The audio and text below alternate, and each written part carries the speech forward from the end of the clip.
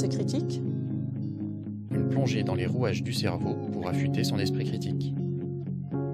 un podcast à seconde vue. Bonjour à tous et à toutes. Bonjour Pierre, bonjour à toutes et à tous.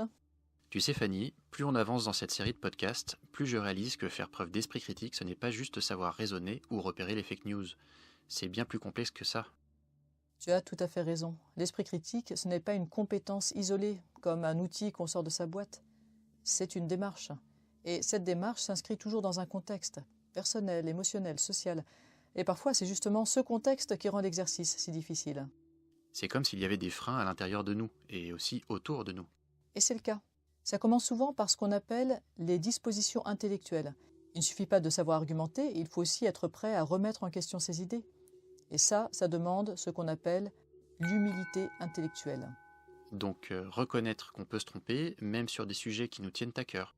Oui, et ce n'est pas toujours facile.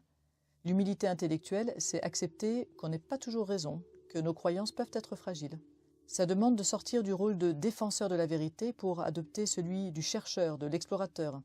Et ce n'est pas la seule disposition importante nécessaire, on parle aussi de courage intellectuel. Oser lire ou écouter des opinions opposées, discuter avec des personnes qui pensent autrement, sans les rejeter d'emblée. Pas simple. Surtout quand ces idées nous dérangent ou nous choquent.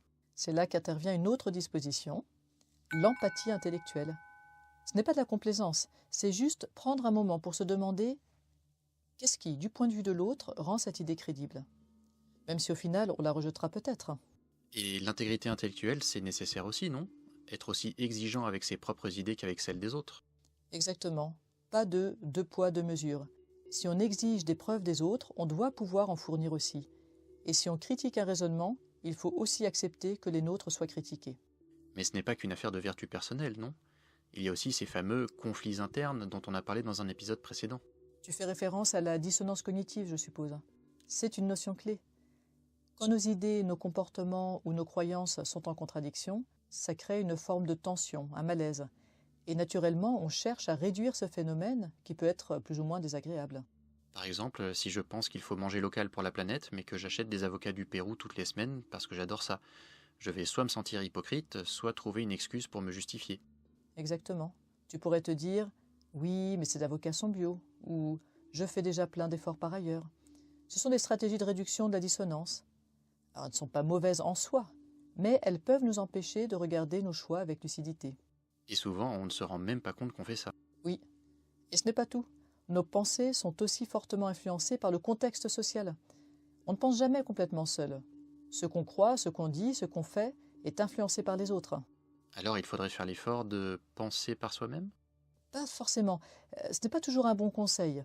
Réfléchir à plusieurs, ça peut au contraire enrichir les points de vue, croiser des compétences, créer des débats constructifs. Et ça peut mener à des décisions plus justes. Alors, où est le problème avec l'influence qu'ont les autres sur notre pensée ? En fait, les autres peuvent être à la fois un levier puissant pour développer un raisonnement ouvert, tout en formant un cadre restrictif qui conditionne notre pensée et nos comportements. Quand tu parles de cadre, c'est ce qu'on appelle aussi des normes ? Oui, des normes implicites qui orientent nos comportements sans qu'on en ait toujours conscience. On parle parfois de soumission librement consentie, parce qu'on accepte ces règles sans y réfléchir. Comme les règles de politesse ou la façon de s'habiller ? C'est ça.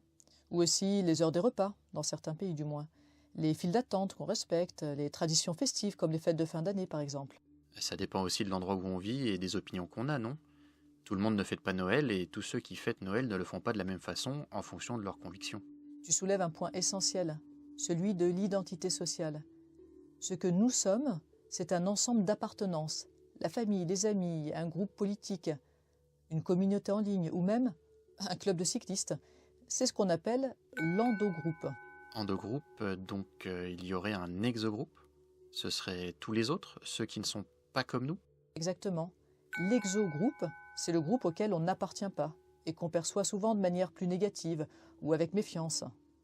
Mais attention, car ces groupes ne sont pas figés. On peut se retrouver dans des camps opposés un jour et unis le lendemain.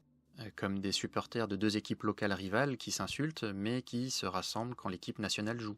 Parfait exemple. On peut aussi être automobiliste le matin et râler contre les piétons, puis devenir piéton le soir en râlant contre les voitures. L'identité sociale est mobile. Elle varie selon les situations. Et ce qui est important ici, c'est le biais d'endogroupe. Le simple fait d'appartenir à un groupe peut suffire à créer une forme de préférence pour ce groupe, même si on n'a rien à y gagner. Vraiment? Oui, ça peut même aller plus loin. Même si on n'a rien à y gagner, ou qu'on y perd un peu, on peut vouloir limiter les avantages de ceux qui ne sont pas dans notre groupe. On favorise les nôtres, parfois de façon automatique sans même s'en rendre compte. Ah, ça fait un peu peur, et en même temps, on a envie de rester en accord avec ceux qui nous entourent. Mais on peut aussi aller à contre-courant de son endogroupe, non? Bien sûr, mais ça demande beaucoup d'énergie mentale. En général, on s'aligne inconsciemment avec les idées de son endogroupe. Donc si je suis végétarien, je vais peut-être me sentir plus proche d'autres végétariens et juger plus sévèrement ceux qui mangent de la viande, sans même m'en rendre compte. Exactement. Et l'inverse est vrai aussi. Ce besoin d'appartenance donne un sentiment de sécurité, mais il peut aussi brider la pensée autonome. On adopte les positions de l'endogroupe sans forcément y avoir réfléchi soi-même. Et dans un débat, ça devient piégeux.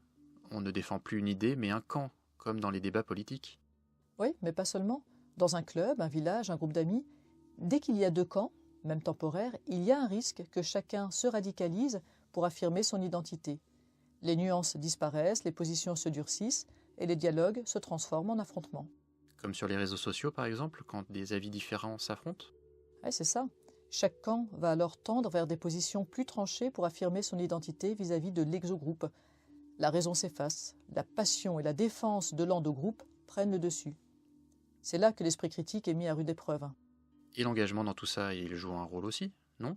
C'est une clé essentielle.